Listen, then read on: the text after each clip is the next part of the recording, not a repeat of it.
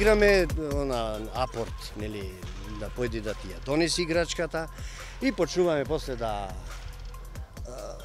му ја криеме играчката, ќе му ја фрлиме на поголема далечина, па да појди да ја најди.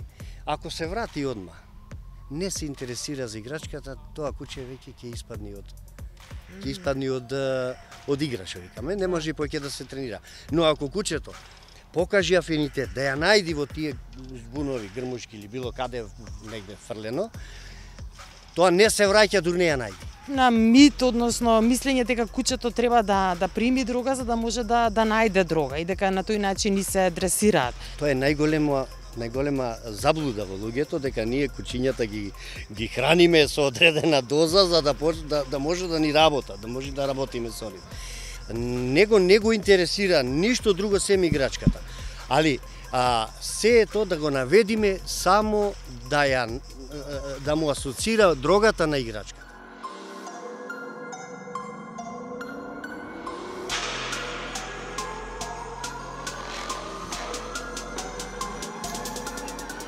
Работев веќе на службено куче 8 до 9 години највеќе. Со РАФ работев 4 години, неполни 4 години и кучето веќе станува дел од семејството.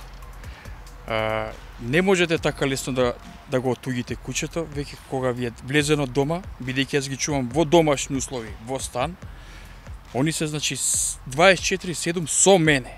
Станува дел од семејството и не можете да го дадете на некој друг што не знаете како ќе се грижи за него.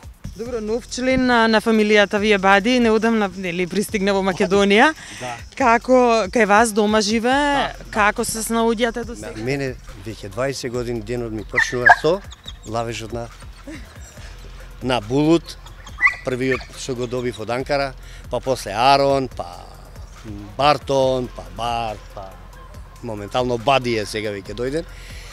И живееме заедно. Така да ако оди он во пензија, тогаш Царинската управа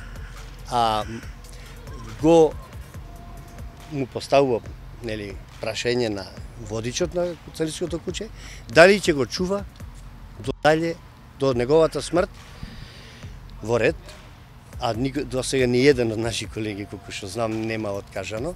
Секој си го зема и до смртта на кучето го чува.